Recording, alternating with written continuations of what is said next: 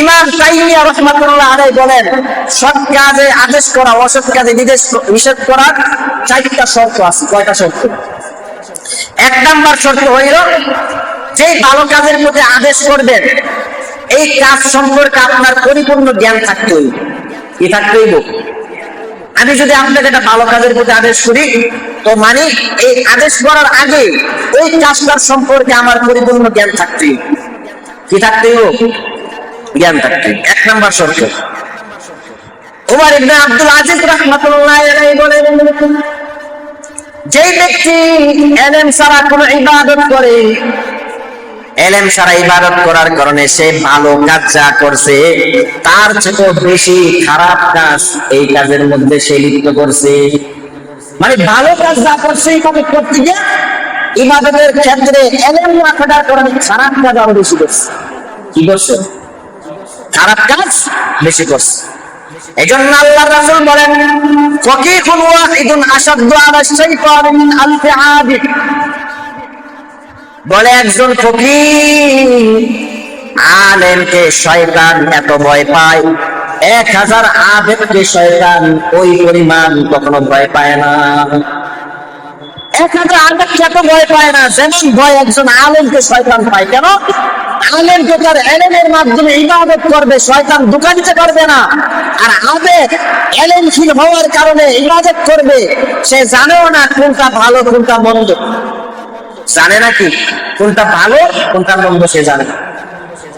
এই জন্য বলছেন কি 1 নাম্বার শর্ত, তুমি যেই কাজের আদেশ করবা নিষেধ করবা ওই সম্পর্কে তোমার কি থাকতে হবে?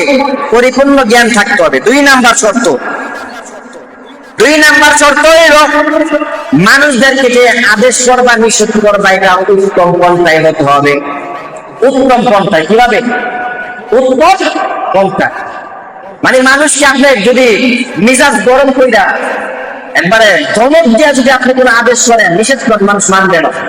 সুন্দর করে গায়ে পয়সা আদর কইরা যদি বুঝান, তখন মানুষটার মধ্যে আস্তে আস্তে কি হবে? ভয় ঢুকবে। তখন সে খারাপ কাজ চাইরা ভালো কাজের দিকে কি হবে? ধাবিত হবে। নাম্বার 3 হইল, যখন তুমি মানুষদেরকে সৎ কাজের আদেশ দিবে তখন সৎ ব্যবহার করবে। কি ব্যবহার? নম্র ব্যবহার, সৎ ব্যবহার করবে। কারণ অসৎ ব্যবহার করলে সে তোমার কথার কোনো দাম দিবে না। কি দিবে না? দাম দিবে না। এই জন্য মুসলিম শরীফের 2594 নাম্বার হাদিস, মানে 2594 নাম্বার হাদিসের মধ্যে রাসূল বলেন, সেই কাজ মানুষরা নম্রভাবে মানুষদেরকে আদেশ দেয়, যেই কাজ মানুষরা নম্রভাবে আরেক মানুষকে আদেশ দেয় ওই কাজের মধ্যে সেই ব্যক্তি সফল হয়, কাজটা শুভনীয় হয়। আর যেই কাজটা মানুষদেরকে আদেশ দেওয়ার সময় কঠোর ভাষা ব্যবহার করে ওই কাজটা অসফল হয় এবং ওই কাজটার মধ্যে অশোভনীয় কাজ হয়ে যায়। এজন্য রাসূল বলছে মানুষদেরকে নম্র এবং ভদ্রভাবে মানুষদেরকে তোমরা সৎ কাজের দিকে আদেশ করো এবং অসৎ কাজের থেকে নিষেধ প্রদান করো। নাম্বার 4, সৎ কাজ ও অসৎ কাজে আদেশ নিষেধ করার ক্ষেত্রে ধৈর্য ধারণ করতে হবে। কি করতে হবে? এই জন্য আল্লাহ সূরা লুকমানের 17 নম্বর আয়াতের মধ্যে বলেন, ওয়া'মুর বিল মা'রুফি ওয়ানহা আনিল মুনকার ওয়াসবির আলা মা আসাবাক। ওয়া'মুর বিল মা'রুফ ওয়ানহা আনিল মুনকারি ওয়াসবির আলা মা আসাবাক। মানুষদেরকে যখন সৎ কাজের আদেশ দিবে এবং অসৎ কাজের নিষেধ করবে তখন তুমি ধৈর্য ধারণ করো। কি করো? ধৈর্য ধারণ করো। ধৈর্য ধারণ না করলে যখন তুমি সৎ কাজের আদেশ দিবে তখন সে তোমার গালি দিতে পারে। কি দিতে পারে? আর তুমি যদি গালি শুনি না তার সাথে রাগ করো, হইব? হবে না। আমি আপনি যদি রাগ করি হবে না। সে যদি রাগ করে তাকে আরো ভালো করে বুঝে কি করতে হবে? বুঝাইতে হবে। আর যদি আমিও ধমক দিই তাহলে কি হবে? ধমকের কারণে বুম বাস্টিং হইবে। সে যতটুকু ফিরবে তার চেয়ে আরো পিছিয়ে যাবে, কি হয়ে যাবে? এই জন্য কি বলছেন? ধৈর্য ধারণ কি করো। নবীজি সাল্লাল্লাহু আলাইহি সাল্লাম মদিনার মধ্যে সাহাবায়ে কেরামদেরকে নিয়ে একবার বয়ান করতেছিলেন। হঠাৎ করে এক বেদিন ঘোড়া নিয়ে এসে মদিনাতুল মুনাওয়ারার মসজিদের মধ্যে দাঁড়াইয়া পেশাব করতে লাগলো। কি করতে লাগছে? পেশাব করতে লাগলো। পেশাব করতে লাগার কারণে দেখে সাহাবায়ে কেরাম গিয়েছিল তাকে ধমক দেওয়ার জন্য। আল্লাহর রাসূল সাল্লাল্লাহু আলাইহি সাল্লাম সাহাবায়ে কেরামকে আটকায় বললেন, ঠান্ডা হও, ধৈর্য ধারণ করো, তাকে পেশাব করার সুযোগ দাও। কারণ তুমি যদি বাধা দিতে যাও তাহলে সে হঠাৎ করে পেশাব যদি তার আটকায় যায়, তার পেশাব নালীর মধ্যে ক্ষতি হয়ে যাবে। এই জন্য কিয়ামতের ময়দানে যদি আল্লাহ তাআলার কাছে তোমার নামে বিচার দায়ের করে, আল্লাহ পাক তোমার বিরুদ্ধে বেঈমানের বিচার মামলা গ্রহণ করে নিবে। কি করে নিবে? গ্রহণ করে নিবে। সাহাবায়ে কেরাম নবীর কথায় চুপ হয়ে গেলেন। বেদিন পেশাব করা শেষ।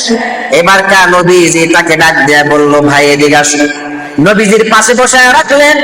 বসাইয়া নবীজি হাত দিয়া মাথার মধ্যে বোলায় বললেন, রে ভাই, তোমাদের তো ধর্মের একটা ইবাদতখানা আছে, গির্জা আছে, তুমি কি তোমাদের ইবাদতখানায় গির্জার মধ্যে কখনো পেশাব পায়খানা করবা? বেদিন বিধর্মী বলল না। এই কথা বলার পর নবী বলল, মুসলমানদের একটা ইবাদতখানা হইল এই মসজিদ, এইখানের মধ্যে অপবিত্র পেশাব পায়খানা করা জায়েজ নাই। তুমি যে করেছো আর কোন সময় মুসলমানদের ইবাদতখানার মধ্যে কখনো পেশাব পায়খানা করবে না। বুঝাইছে। বুঝানোর পর নবী তাকায় দেখলেন তার গায়ের মধ্যে কোনো পোশাক নাই। কেমন নবী আমার! এই জন্য আল্লাহর রাসূল বলেন, দুনিয়ার মধ্যে আমি যখন আবিষ্কৃত হয়েছি কেমনি, ইন্নামা বুইসতু লিউতাম্মিমা মাকারিমাল আখলাক, আমি দুনিয়ার মধ্যে আল্লাহ তাআলার পক্ষ থেকে দুনিয়ার মধ্যে আবির্ভূত হয়েছি উত্তম আখলাক নিয়ে, চরিত্র নিয়ে। এই জন্য আল্লাহ কি কয়, ওয়া ইন্নাকা লাআলা খুলুকিন আযীম, ও নবী, দুনিয়ার মধ্যে আমি আপনাকে মহা চরিত্র দান করছি। কি চরিত্র? মহা চরিত্র দান করছি।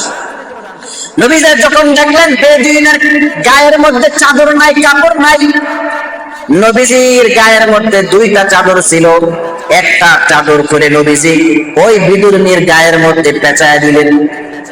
পেঁচানোর পর ওই ব্যক্তিকে জিজ্ঞাসা করলো, তুমি কিভাবে আসছো? বলে, সোয়ারিতে আসছি। তোমার সোয়ারি কোথায়? বলে, আমার সোয়ারিটা হারিয়ে গিয়েছে। কি হয়েছে? নবীজি সাহাবায়ে কেরামের মাধ্যমে একটা সোয়ারির ব্যবস্থা করিয়া এবার তাকে তার গন্তব্যস্থানে যাওয়ার জন্য নবীজি বলে দিলেন। সেবার কাকুরা নিয়ে রওনা হয়ে গেল। কাফের জমিনের মধ্যে গিয়ে বলে, ও আমার মক্কাবাসীর মানুষ, আজকে আমি আমার জীবনের প্রথম এমন একজন মহা চরিত্রবান ব্যক্তি দেখলাম, যাকে আমি আর কখনো দেখি নাই। এমন ব্যক্তি আমি আমার জীবনে কখনো দেখি নাই, যাদের ইবাদতখানায় গিয়ে পেশাব করার পরেও তিনি আমাকে বুঝাইলেন, আদর কইরা বুঝাইয়া দিলেন, আমার গায়ের মধ্যে কাপড় নাই, আমাকে নিজের একটা চাদর খুলে আমাকে পুরা শরীরের মধ্যে আবৃত করে দিলেন। আমার চলার জন্য সোয়ারি নাই, এই জন্য তিনি আমাকে একটা বাহন জন্তু সোয়ারি দিয়া দিলেন। এমন ব্যক্তি এত উত্তম আদর্শবান, সে যে ধর্মের উপর আছে ওই ধর্মটা কখনো অসত্য ধর্ম হইতে পারে না। সে যে উত্তম চরিত্রবান ব্যক্তি, এটার মধ্যে কোনো মিথ্যা কথা হতে পারে না। সেই যে রবের ইবাদত করে, ওই রবের ইবাদত কখনো অসত্য হইতে পারে না। চলো, কারা আসো আমার সাথে রাজি আসো, ওই ব্যক্তির কাছে গিয়ে আমরা তার ধর্ম আমরা সকলে গ্রহণ করে নিব। এই কথা বলার পর তার থেকে 200 লোক, কত লোক? কোথাও আছে 300 লোক, ওই ব্যক্তির সাথে রওনা হইলেন।